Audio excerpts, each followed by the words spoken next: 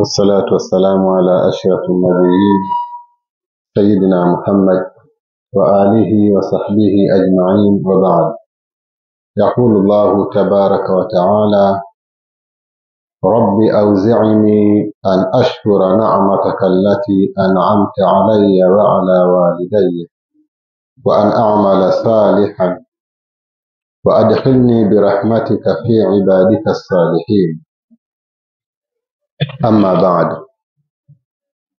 Kwa hakika tunamshukuru Allah subhanahu wa ta'ala, shukrani zetu ambazo hazina kikomo, kwa sababu Allah yeye kwa mapenzi yake ndiye ambaye baadhi yetu tumekuwa nao katika mwaka uliopita, na mwaka huu wakakurubia paka Ramadhani, pengine bado siku 2-3, lakini wakawa hawakuweza kuingia katika neema kubwa kama hii ya mwezi mtukufu wa Ramadhani, mwezi ambao lengo lake kuu ni ucha Mungu, lakini ndani yake makusudio makubwa ni sisi kutoadhibiwa.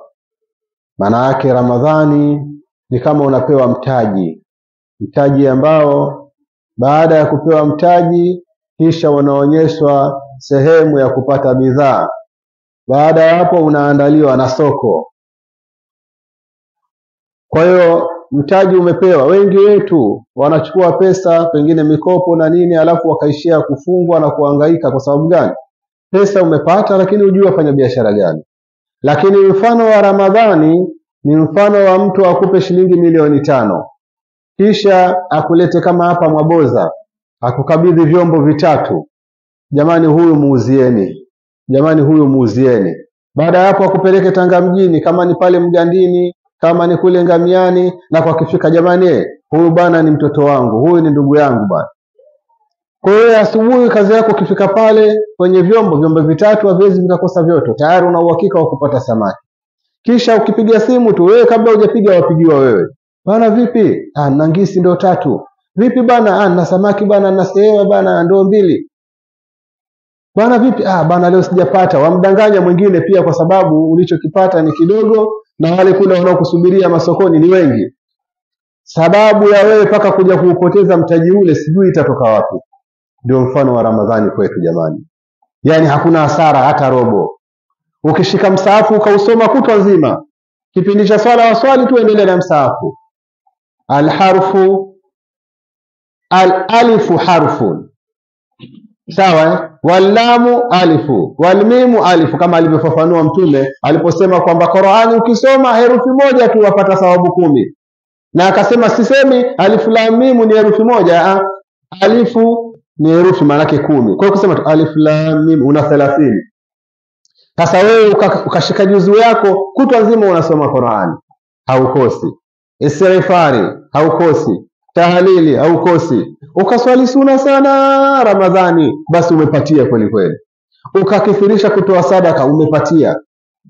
Ile sababu ya wewe kwenda kuadhibiwa au kutosamehewa katika Ramadhani yatoka wapi? Kwa hiyo lazima sisi ambao tumeingia katika mwezi huu kwanza tujizanie khairi, kisha tumshukuru sana Allah subhanahu wa ta'ala kwa khairi hii. Lakini ndugu zangu, kama hii ni khairi na tunaikiri, lazima tuwaangalie wenzetu walipokuwa wakiona jambo lolote ambalo wanakiri kwamba ni jambo zuri Allah kawafanyia, walikuwa wakifanyaje? Mtume sallallahu alaihi wasallam, Allah subhanahu wa ta'ala alimtangazia wazi wazi, akamwambia inna fatahna laka fathan mubina liyaghfira laka Allahu ma taqaddama min dhanbika wa ma ta'akhkhar. Alipofikia hapo Mtume sallallahu alaihi wasallam akakaza, wenyewe wasema akafunga kibwebwe. Mtume akawa na swali kweli kweli wakati wa usiku mpaka miguu inaonekana kuvimba.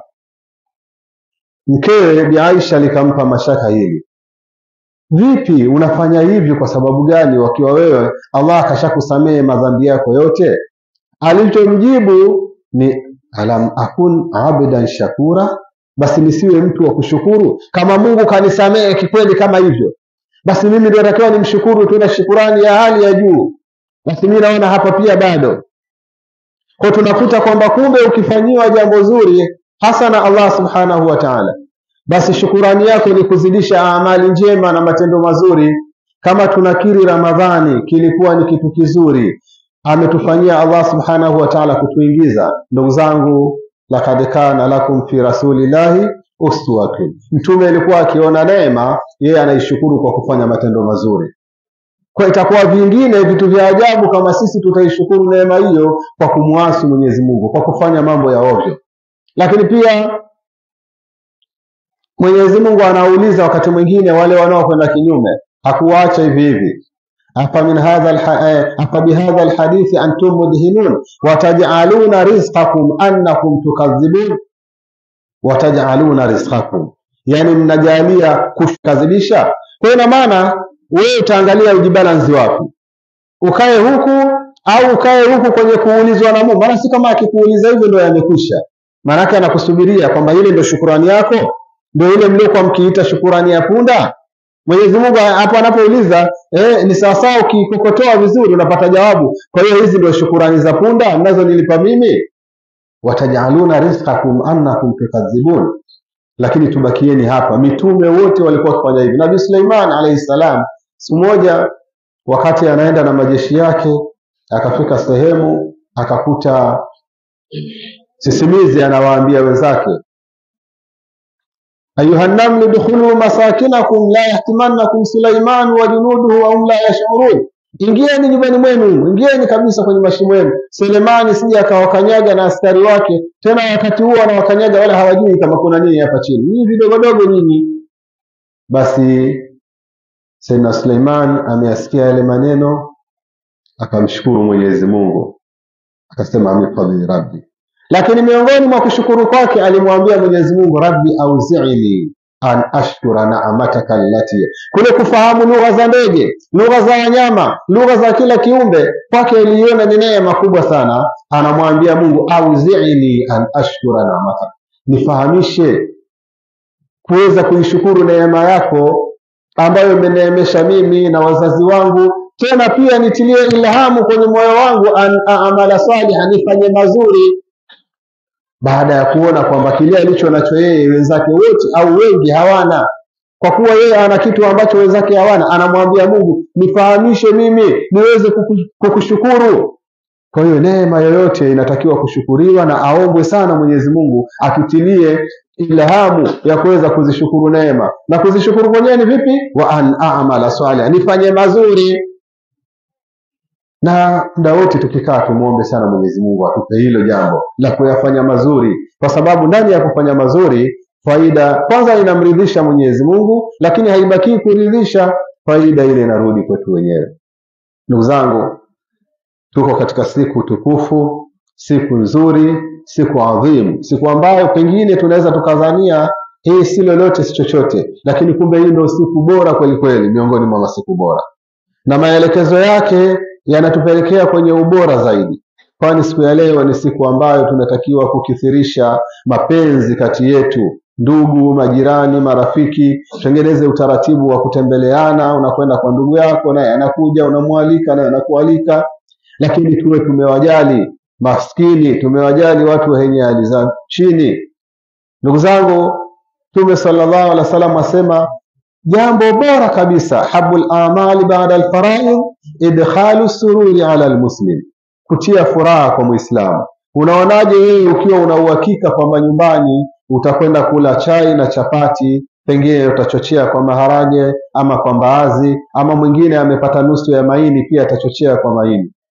Lakini hapo hapo una uhakika kwamba jirani yako akitoka hapa ndo anaenda kufikiria afanyeje. Huyu jirani wa namna hii ukiwa umemgundua amekudhihirikia, ukahakikisha kwamba pengine kabla ya leo, jana usiku au leo asubuhi, ukawa umempelekea kilo 1, kilo 2 ya unga wa ngano, pengine na shilingi 2000, bila shaka huyu jirani atakuwa na furaha ya hali ya juu.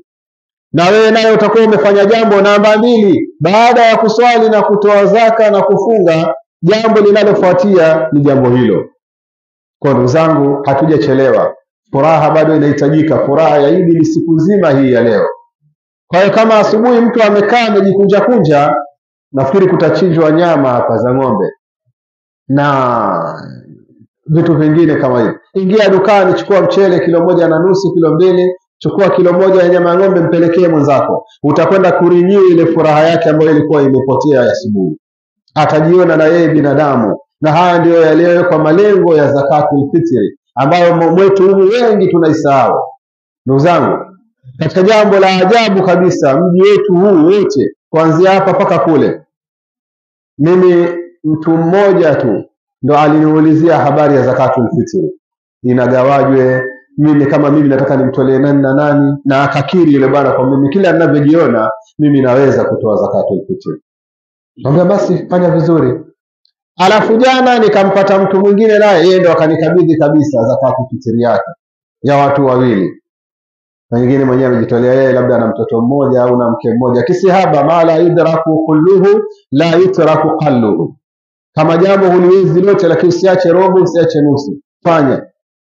Sasa kweli wanaostahiki, wanaowajibika kutoa zakatul fitri kuanzia Magula mpaka Maboza yetu hii, ambao jambo lao ningetakiwa kulijua mimi, maana ndio haidhuru, inawezekana wengine wameenda kupata fatwa na maelekezo kuu, ambao jambo lao ningetakiwa kulijua mimi ni hawa watu wawili tu.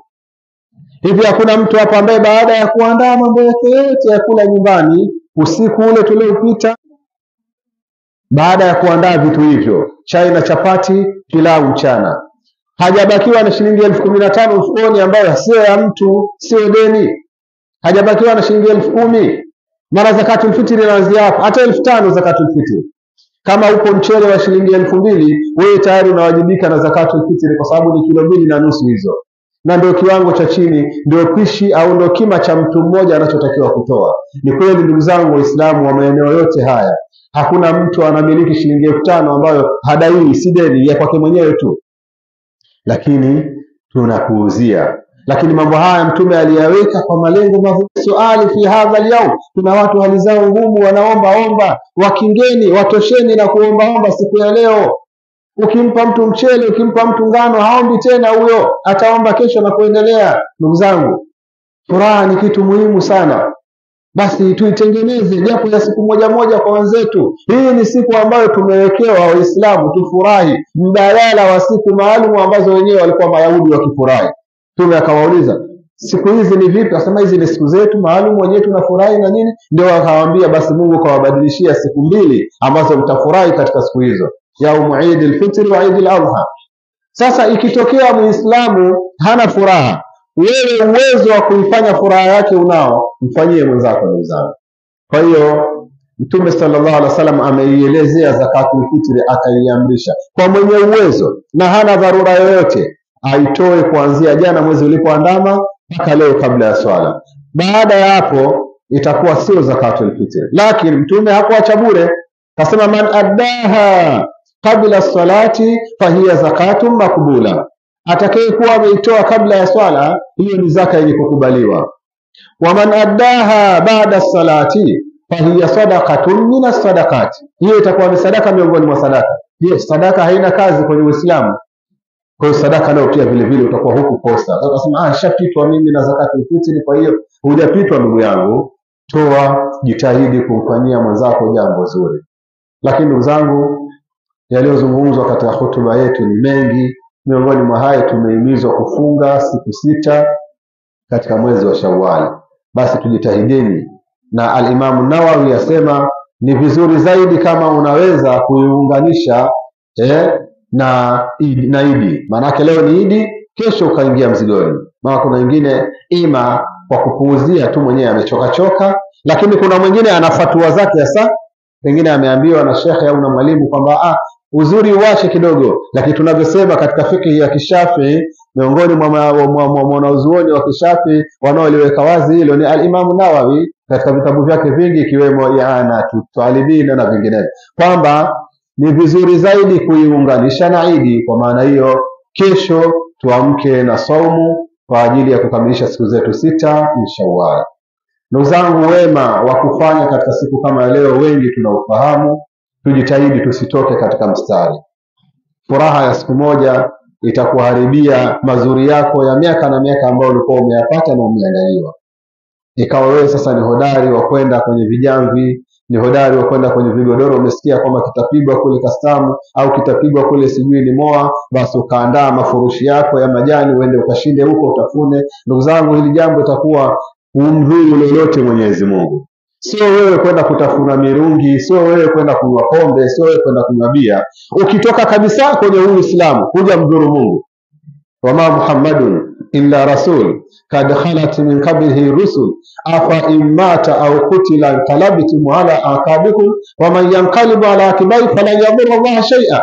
Mungu asema Muhammad tumemleta ni mjumbe tu kama ni wajumbe wengine, na nyuma yake washapita wajumbe chungu nzima. Hivi akifa yeye Muhammad ndio nyinyi warudi kwenye dini yenu, warudi kwenye ukafiri? Basi kama yuko atakayethubutu kurudi kwenye ukafiri, hatomdhuru Mungu chochote.